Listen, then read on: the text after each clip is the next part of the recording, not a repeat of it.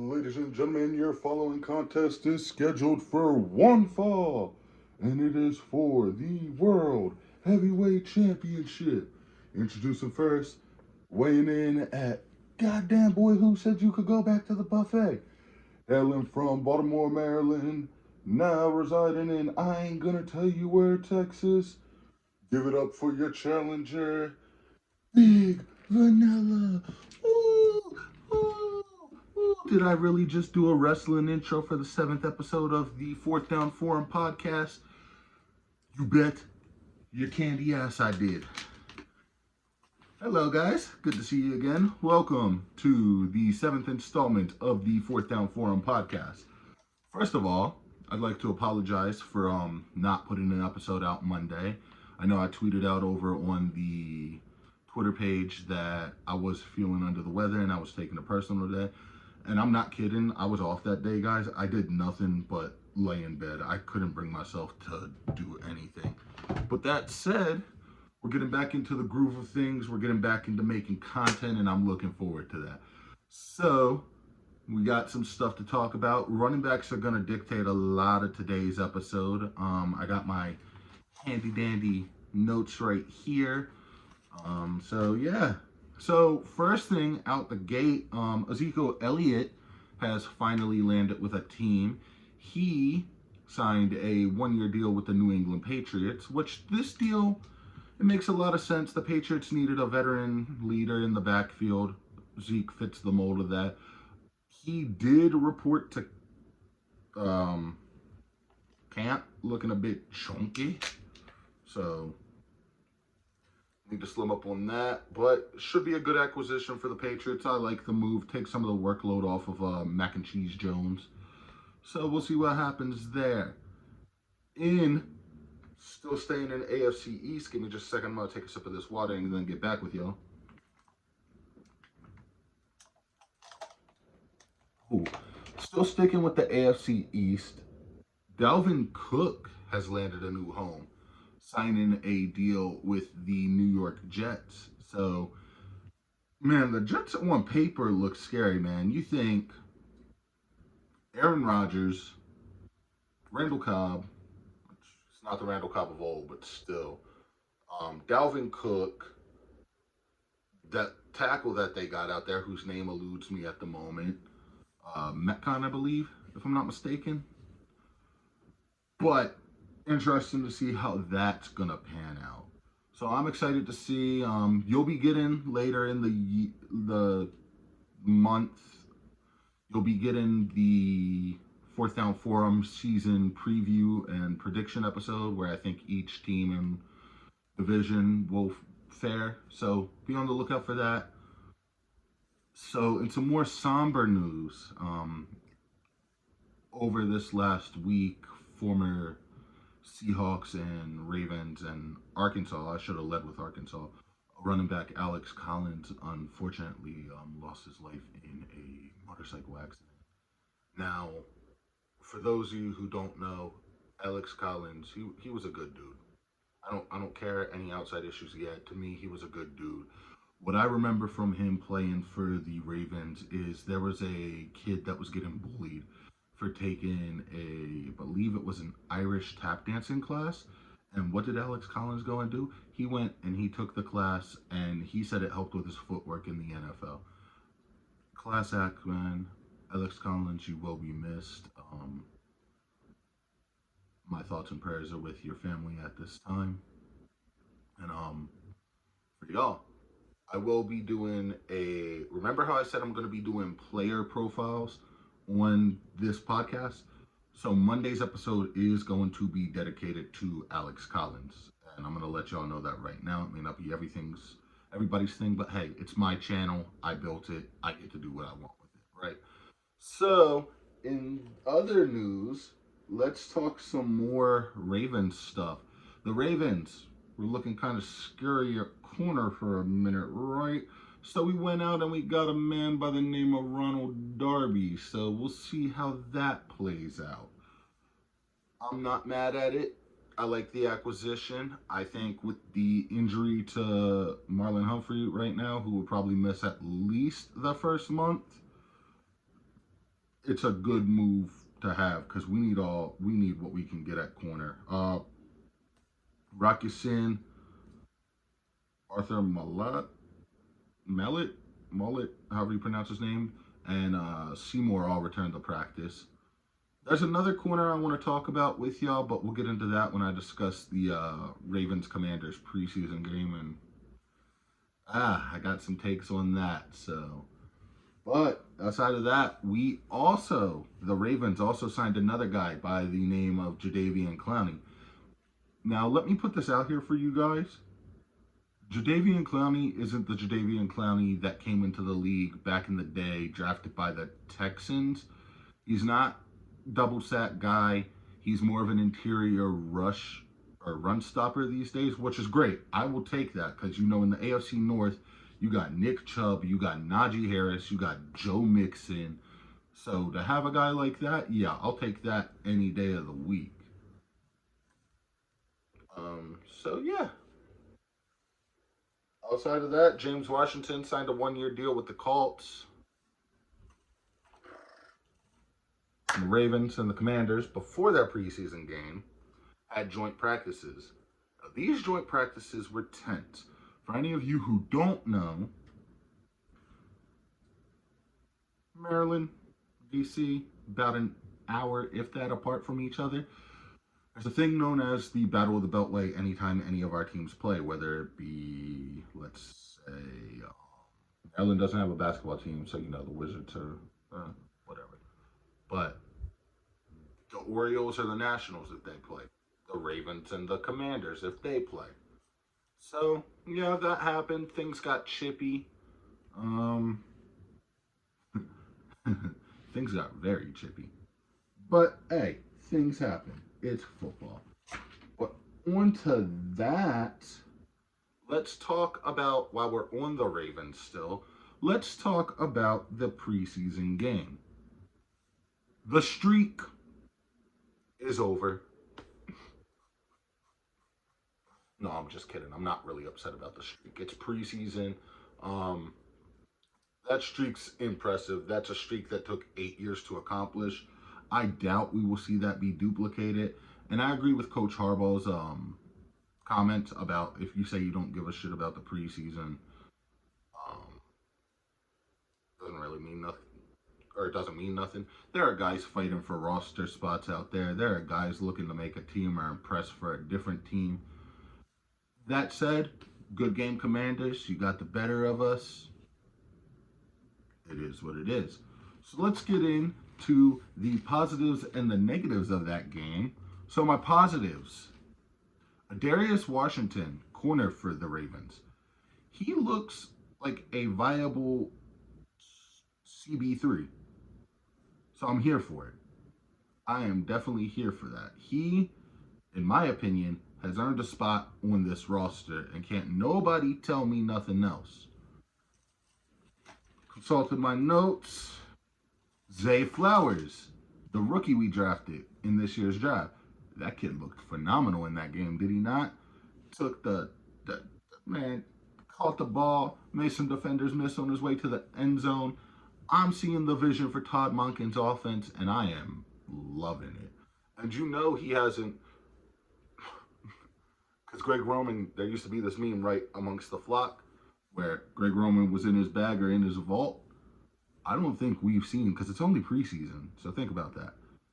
I don't think we've seen Todd Monken's full vault be open yet. I think that comes week 1 against the Texans. That's when we'll see this vault. And, I'm excited about it because Lamar's been given the keys to the offense. He has control. So it's exciting to see what's going to come this season. Negatives. Oh, wait. No, I got some more positives. Scratch that. Keithan Mitchell. You're playing your heart out, kid. And I am loving it. This kid runs like he's angry at the ground. I don't know what more I can say. The dude deserves to be on this roster. If not, Baltimore, I'm telling you, somebody else is going to pick this kid up. And then,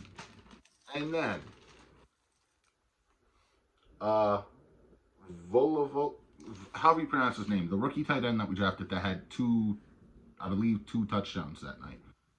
Wolfovic or something like that. I gotta say, he may be earning a way onto this roster over Charlie Collier. To my Twitter follower who said we should trade Isaiah Likely for a corner, nah, bud, you got it all wrong. We don't need to trade that cat for a corner. We either trade Collier or we trade the kid I was just talking about. Negatives.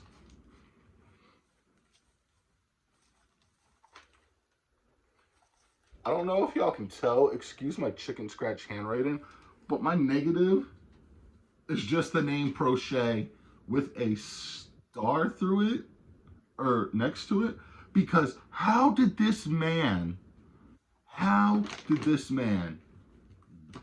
Josh, I believe it was Josh Johnson that was playing quarterback, journeyman QB, right?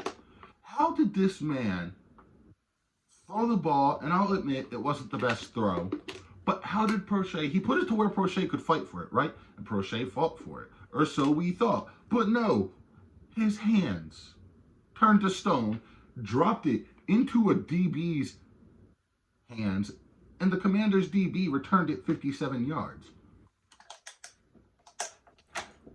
Now, I don't know about y'all, but if that was me, I'd be getting an ass whooping. But it is what it is. I digress. We have 1 week of preseason left before we get into real football, so there's that. On to some Buccaneers news.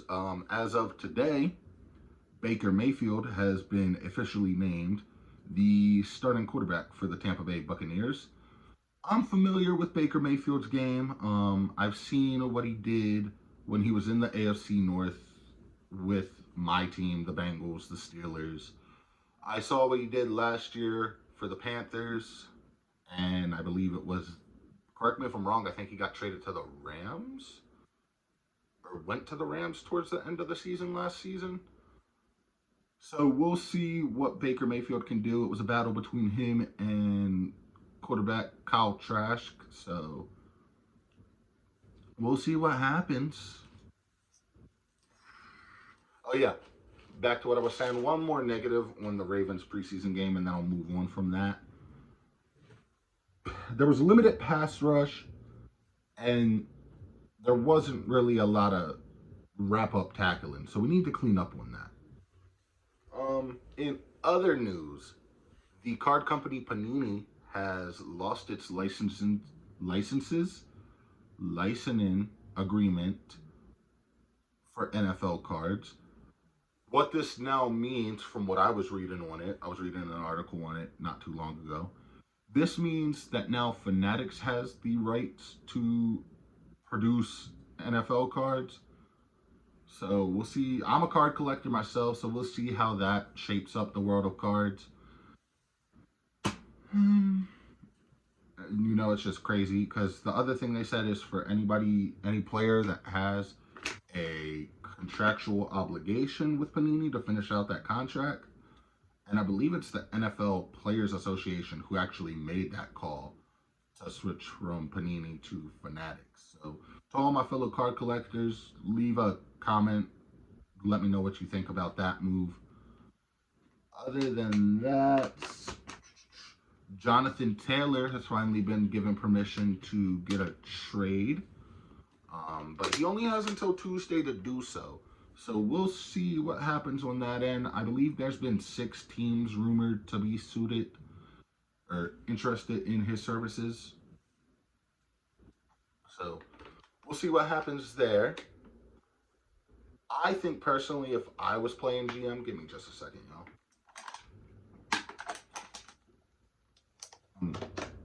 If I was playing GM, I'd trade him to the Bears. The Bears don't have a starting running back.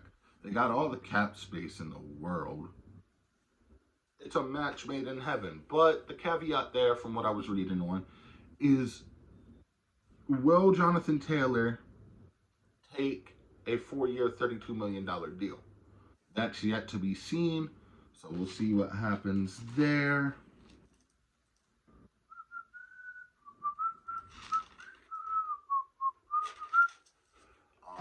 like I said, last last week for preseason starts tomorrow. My rival, the Steelers, play. I'm not sure off the top of my head who they play, but we'll be seeing a lot of guys trying to vie for roster spots, trying to make teams, or auditioning for other teams. So, good luck to you all. Another thing I want to talk about, as of today, at the time of this recording, Sam Darnold was officially named the backup quarterback to uh, Brock Purdy. What this means is their quarterback that they gave up all that draft capital for a few years back. I believe it was the 2021 draft, if I'm not mistaken. Trey Lance is now third string, if that, on the depth chart. And I don't think, maybe this is me and my opinion, but I don't think Trey Lance was given a fair opportunity. I think he got one opportunity. He's been hurt. I think you need to trade him somewhere where he could compete for a starting job and go from there. Yeah, the Niners got lucky. They got Mr. Irrelevant in the draft, and he turned out to be a hot commodity in Brock Purdy. So that worked out for them. They have a team that is already built and ready to be a Super Bowl contender, even without Trey Lance at quarterback or whoever is at quarterback, to be honest. They got freaking McCaffrey last year. Like, what? But other than that, guys, honestly, could just tell you what's coming up on the channel. Like I said, Monday's podcast is going to be a tribute episode and a player profile on the life and career of Alex Collins, who, like I said earlier in the episode, passed away in a motorcycle accident, unfortunately. And again, my thoughts and prayers are with his family at this time. Fantasy football. We know it. We love it. We get competitive with it. I'll have a fantasy football episode coming up. It'll probably be my main league I cover. Maybe it will be the other league that I'm in. I haven't quite decided which league I want to do that episode on yet. But you will get one of those on this channel. Once October rolls around, because you know that's when basketball season starts back up, we will be getting into an NBA preview episode. So yeah, what else? Player profiles, NFL season previews going to be another episode that I do as well. You know, give my takes on where I think what team's going to do in each division. Who do I have going to the playoffs? Maybe a way too early Super Bowl prediction. You know, we'll see where this takes us. But I'm excited to get back to work. Other than that, Payback pay-per-views coming up for WWE. Excited to see that. And I know I said I'll cover more than just WWE, and I will. I just got to find a balance with it. I'm still working on that. But outside of that, Payback's coming up. I might do a predictions episode on that and see where that takes us. And also on Peacock, streaming the same day as Payback, Kurt Angle has a documentary coming out focusing on his Olympic wrestling background. So very excited to see that. Other than that, really, all I can say, check out this series on Netflix too. It covers the Tebow-led Florida Gators. I'm not quite remembering what the name of it's called, but once I look it up in a bit, I'll link it. Well, not link it, but I'll let you know what it's called in the bio. Other than that, thank y'all for the continued support. I greatly appreciate it. I'm not gonna lie to y'all, I do get discouraged at sometimes because I'll see my channel sitting at like 166 subscribers or 160 something subscribers, and I'm like, oh, this is going nowhere. But then I think back to a couple of years of when like I first started all of this, and I'm like, this literally started out as a channel with 0 followers or subscribers. So thank y'all for the continued support. It's greatly appreciated. I love and appreciate all of y'all, and I look forward to putting out more content for y'all.